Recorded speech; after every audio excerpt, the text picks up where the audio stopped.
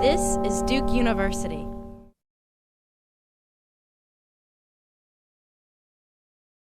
Before we begin the hooding, I have the special honor to present the recipient of the Graduate School's 2017 Distinguished Alumni Award, which was established to recognize graduate school alumni who have distinguished themselves in service to their fields of endeavor, to Duke, and to the betterment of humanity. Over his 5-decade career, Kenneth J. Gergen emerged as a controversial and influential figure who challenged and enriched the potentials of his discipline. He is widely recognized for his contributions to social constructionist theory, technology and culture, and relational theory and practice. He has earned honorary degrees from universities in Europe and the United States. His books have been translated into multiple languages, and he has received numerous awards, including fellowships from the Guggenheim, Fulbright, Humboldt, and Hongguo Foundation. Gergen's father, John J. Gergen, was chair of the Duke Department of Mathematics from 1937 to 1966. Gergen grew up in Durham, earned his bachelor's degree from Yale, served in the Navy before coming to Duke for his PhD work. Upon receiving his doctorate in 1963, he joined the faculty at Harvard, and in 1967, he became chair of the Department of Psychology at Swarthmore College.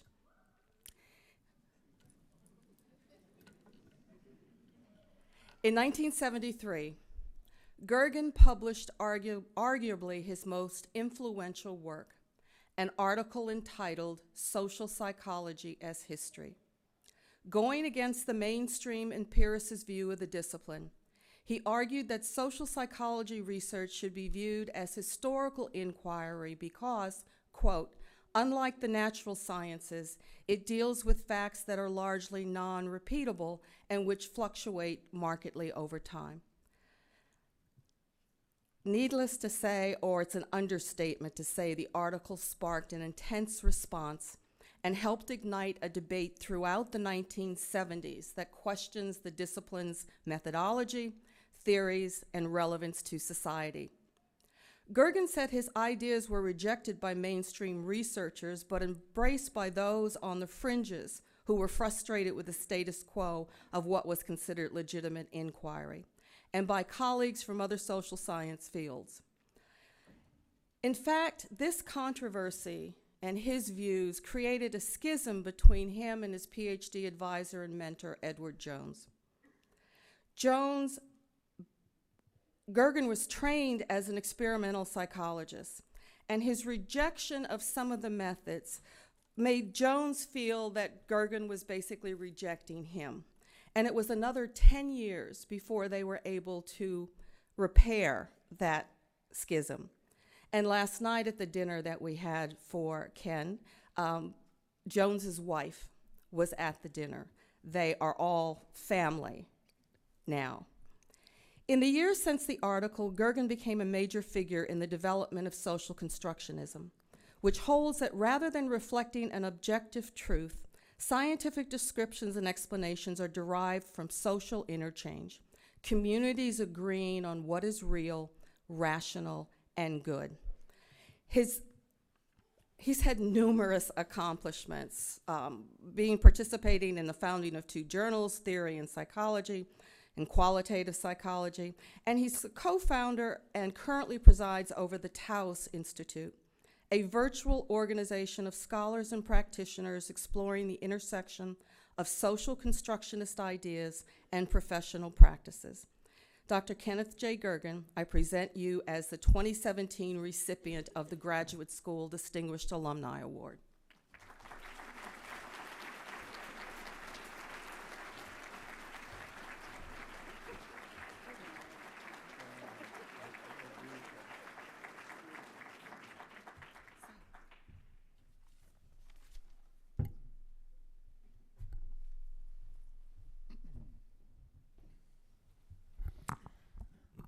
So 53 years ago, I sat where you're sitting, and my father sat over there. I wish he could be here today, but his spirit is here, and to hasten that, I've also brought his robes to wear today. And it's like my report card to him 53 years later. This is a bit daunting because I'm supposed to summarize and give wisdom from about 50 years of professional activity in less than 10 minutes, which gives me less than 2 minutes for every decade. I don't know how I'm going to do that, but look, we conduct high matters of state now in 140 characters of soundbite. Shouldn't be too difficult, right? In any case, I can't tell very much in the way of stories, but what I do want to say in very brief terms is autobiographical, so here are some bare bones wisdom in my case and hopes. Basically, you're in danger. Now, why do I say that? In some sense, I mean, you're well trained, you're beautifully trained in your professions. You're ready to go, you've got the background, you've got the capabilities, all you need is a job.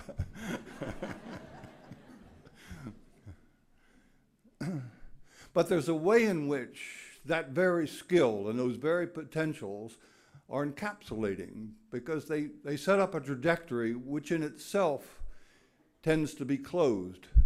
That is, in each discipline functions as a community. Each discipline functions as a community with its own assumptions, with its own values, with its own rationalities, its own practices. And those communities create what they take to be real and rational and good within themselves for their aims, what they're trying to do. But those are communities largely cut away from each other in different buildings, for example, around the campus. And in some sense, you might say they're microcosms of multiple religions, multiple states, different political parties, cut away from each other, non-communicating, not drawing from each other. So in some sense, that's the world you go into, in fact, in professional practice. So in some way, my own feeling is that a whole new learning curve begins now. You've got the basics, but what happens now? From my perspective, it's as if you need different vocabularies, different kinds of skills to get through it. Let me just talk briefly about several of these. One I'll call conscience. I mean, you're largely trained in determining what is the case. What is the nature of this or that? Very little are you trained to say what should be.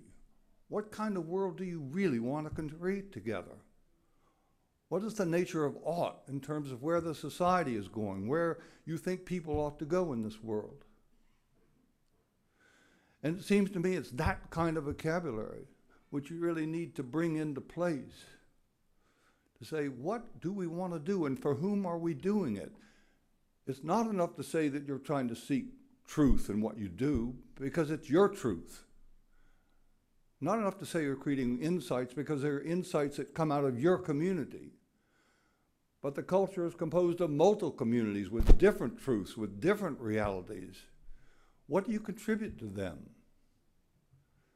Who is this for? I mean, who is it helping? It's not enough to just simply generate another journal article. Who's reading it? And what are they doing with it? So the question is to ask not as whether you're creating something that is true and real, but what are the consequences of those activities for the broader culture? Second, vocabulary is one of critique. I mean, you've been trained to do what you do. You know how to do it well. But you're going to enter establishments which are going to ask you to do things, and your existence there helps to create those establishments. Now, I've had great concerns over the last 2 decades in the increased mechanization of most of our major institutions, so that you're going to be asked to, in effect, work efficiently to create more for less, produce more articles, more research, more soft money.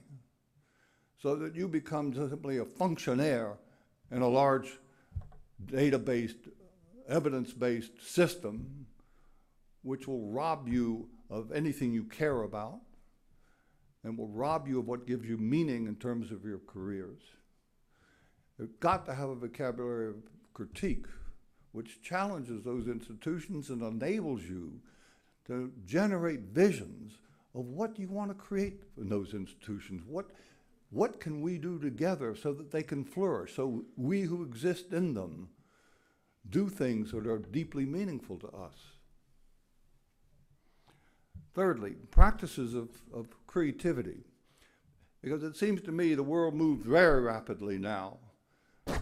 Global circulation of ideas, innovations, insights, political values, and so on. Massive circulation of signifiers, and indeed challenging virtually everything you do now.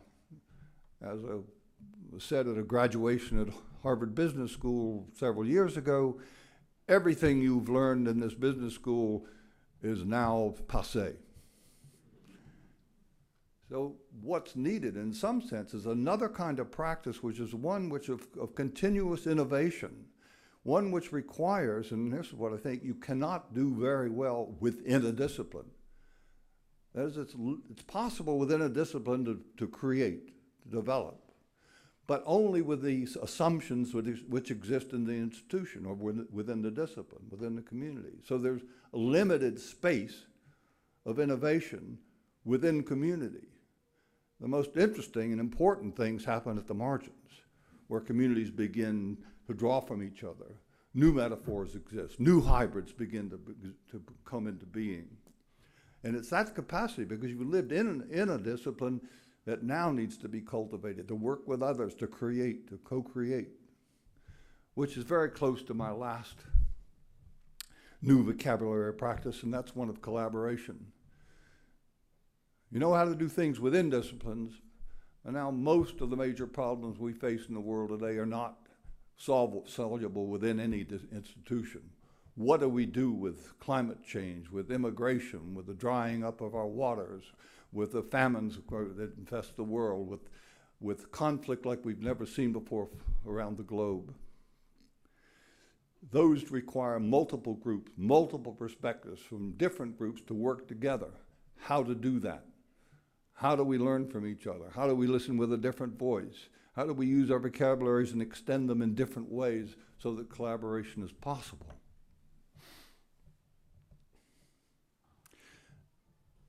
You know, my fear, well, let me say that in one sense, I feel you are the future. You're equipped to go into influential positions. You're privileged in that way, but you've worked hard to do it. You're going to be creating the future.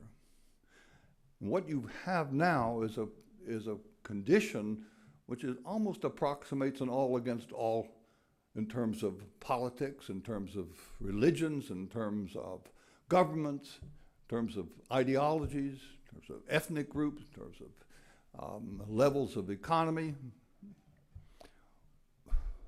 My hope, my dearest hope for you, is that you could bring together not only the skills that you've developed here, but in terms of new consciences, forms of creativity, critique, and collaboration that could somehow affect that global condition. That would be my dearest hope for you, and my heart would go with you. Thank you.